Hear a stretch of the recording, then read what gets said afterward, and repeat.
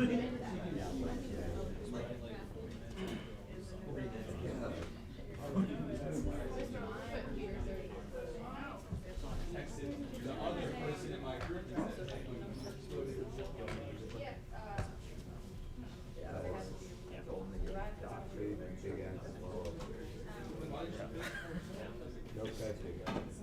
the clicker?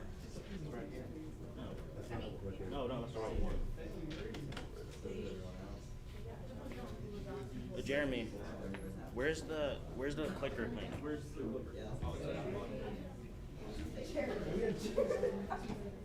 All right, guys, you should be making sure that you're filling out your sheets for each group that goes, okay?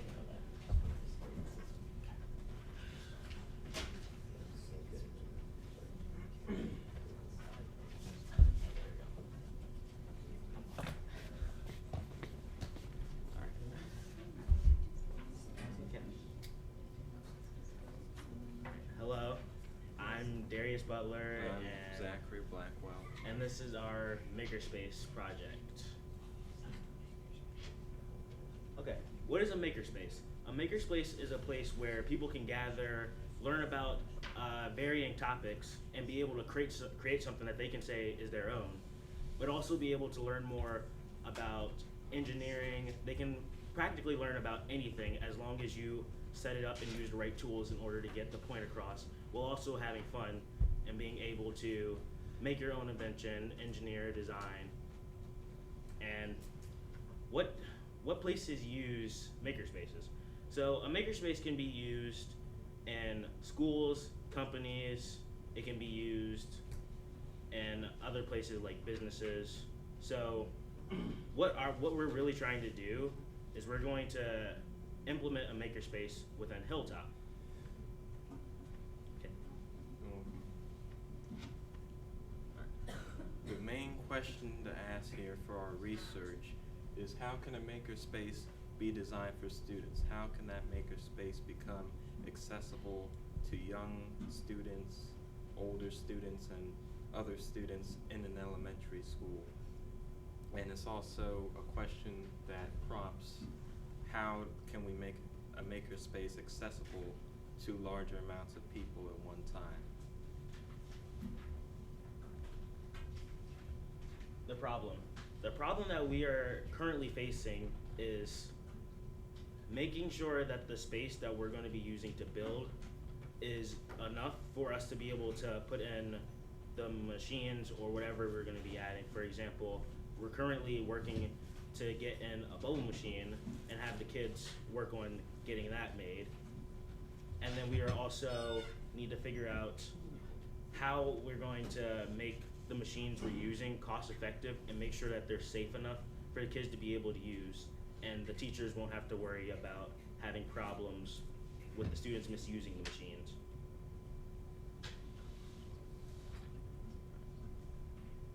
Okay, so our research proposal here, or what questions we want to answer during our research, is first of all the purpose of building a makerspace in the first place. We know it's for children, but how do we make the makerspace so that it is accessible to larger amounts of people, as we have already stated? And also how that makerspace can be built. What materials does it need to be built so it'll be built in the most efficient way possible, and it'll be safe for children? And that's another key factor, the safety and how to make it more accessible for students of all ages to learn and grow in, because this is what it matters. This is what matters about the makerspace, making it so that all children can receive a nice education from what they learn. And another factor is, how much will it cost? We want to make the makerspace as cheap as possible to make, and we also want the makerspace to fulfill what is intended for it. And another question, the very last question, is what projects do we want for the makerspace, and what projects are suitable for children to make it safe without going overboard or without not being relevant to what children are trying to learn. We also would like to make sure that the community can also get involved with the makerspace, so that way, if kids, say one day the kids go into the makerspace, they'll be able to make something and they can take it home, show their parents, and let them know that what they're doing in school is not just playing around. They're actually being inventors. They're doing innovations. They're creating. They're engineering. They're learning more about the engineering design process. It's not working now. That's it. Okay. Questions? Any questions? Actually. How are you gonna make the space compatible for younger children, since they can get messy, they can break things really easily? So what we're going to do is, I've been talking currently with the STEM teacher and another electronics teacher that works there, a tech teacher, as well as the principal, as to how we're going to make it so that the stuff can be portable, so we can separate it in order for there to be different age ranges. So let's say a second grade class comes in. There's going to be an area for them to go into, which will have stuff for second grade to do, and they'll be able to use. And then if another day a fifth grade class comes in, then they can go in and they'll be able to do higher level advanced projects that will be suited for what they're learning currently in class. Yes. Is this specified for Hilltop, or is this gonna be, to where it can be transferred to another school if they had someone, monitor students? For right now, Yeah, currently this is, sorry to cut you off.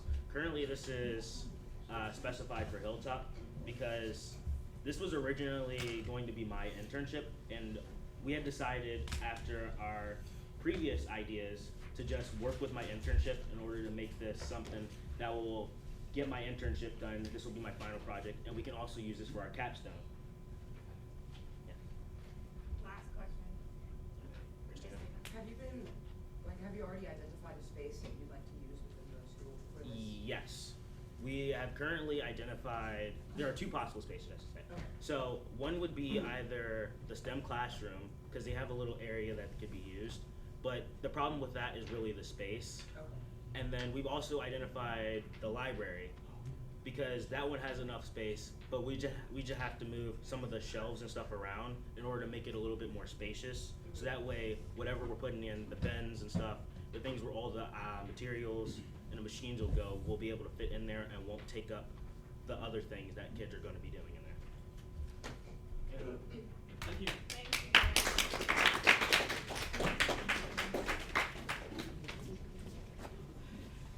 Brandon?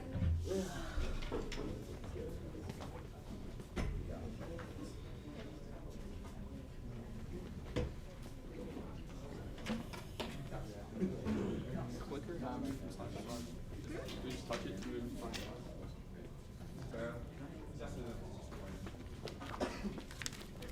Are they using that?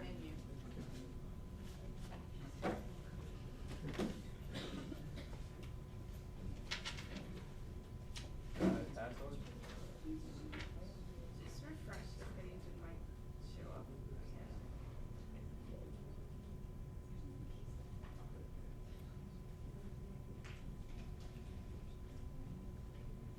Which email are we supposed to send it to? kbarrow@aacps.org. Not there. Where is it?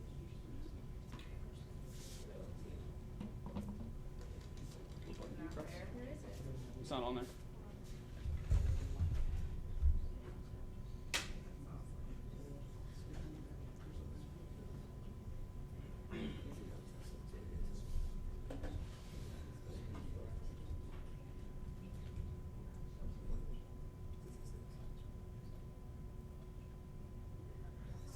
You're refreshing it.